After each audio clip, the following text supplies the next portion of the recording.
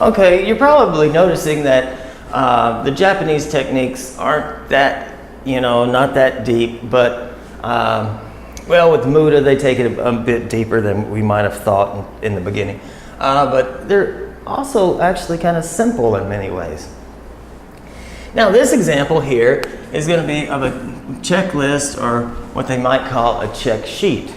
And if we're having problems, we might build a check sheet and see what we can do to improve our quality and reduce our defects.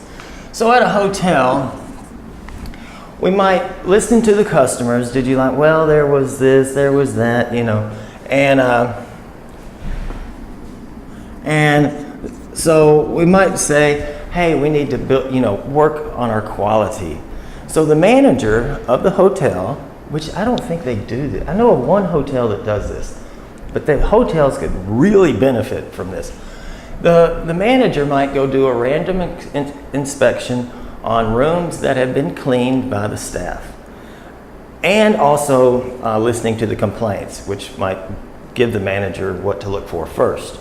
So the manager goes to look at a room that's been cleaned. It's ready for the customer, only to find such things as hair in the sink, ugh, hair in the shower, ugh, a smeared mirror, gecko duty everywhere here, no towels in the room, dust or say sand on the floor. So now the initiative comes that we have these problems. And over time, the manager might use the check sheet and say, and inspect maybe 5 or 6 rooms a day if it's a relatively large hotel, and do this over the course of a week. Only to find that, we had hair in the sink 5 times, hair in the shower 3 times. The smeared mirror was a difficulty for us, and gecko duty was in every room. And that's realistic. No towels in the room only occurred 3 times. Dust was a problem. It was noticeable maybe 6 times. Sand on the floor, felt a little crunchy in there. That happened, say, 10 times. So now we know that we have problems. Now, just as simple as this sounds, as just making the list is giving feedback to the room cleaners. Not getting anybody into trouble. We're doing poka-yoke, right? We're mistake proofing. We're checking to see how we're doing, monitoring our quality with our check sheet. And we can give feedback, don't have to be detailed, but say, hey, let's be on the lookout for these things in the hotel. Automatically, these things matter to the customer, and automatically our quality could go up because now the employees are aware of common mistakes that occur when cleaning a room. So by even doing this, maybe even giving the checklist to them to say, hey, poka-yoke, these are common problems. It's easy to forget them. I'm gonna give you a little check sheet for each room that you clean. And we've automatically made progress.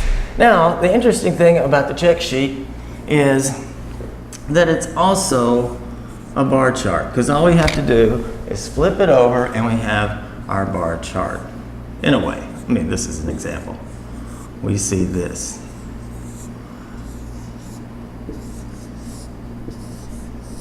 So if you flip it over, you got a bar chart.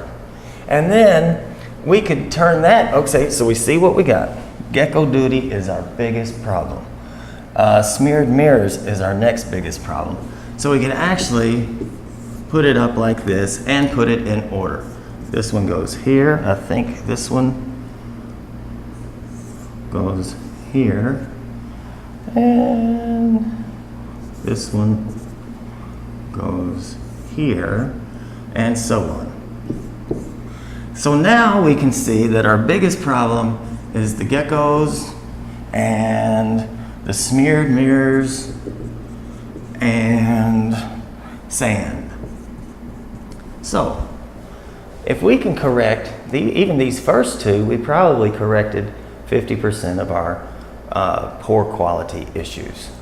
So what to do? Well, let's think about how we can not have the geckos in the room. Maybe, and I'm just saying maybe, the geckos are in the room because the bugs are in the room. And if we take out the bugs, maybe the geckos will get hungry and they'll leave. But we'll come up with a method of poka-yoke, possibly, to take care of the geckos. Maybe the mirrors, maybe the mirrors are, maybe it's what is the root cause of the mirrors being smeared? Maybe it's the method, maybe it's the person who cleans, or maybe it's the Windex. And probably we didn't go get Windex, we got the cheap window cleaner, stuff that's like $3 a gallon. Maybe that's the problem. We don't know. We'll have to look into it. And then with the sand, maybe find out where the sand comes from. Where does it come from?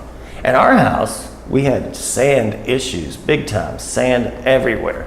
My solution was to go spend $400 on a load of gravel and spread the gravel around the house. It looks okay at first.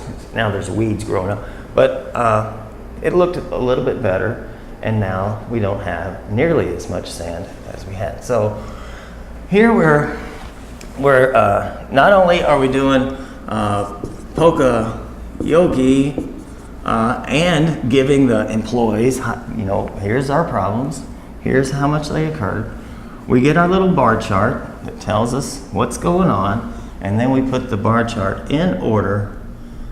So we have the Pareto chart, and we know if we can get rid of this and this and this, we've made big improvements in our quality. So, as simple as it is, make a checklist. What are the common mistakes, the common defects at your business, at your home, and start monitoring it and then look at it. Now, this would be our benchmark, not to benchmark anybody, but this is, where we're starting. And now we can go and do it again and see our improvements. We might add to the list. We might take some things off the list because we solved the problem and it just doesn't happen anymore. Okay, checklist, check sheet, bar chart, Pareto.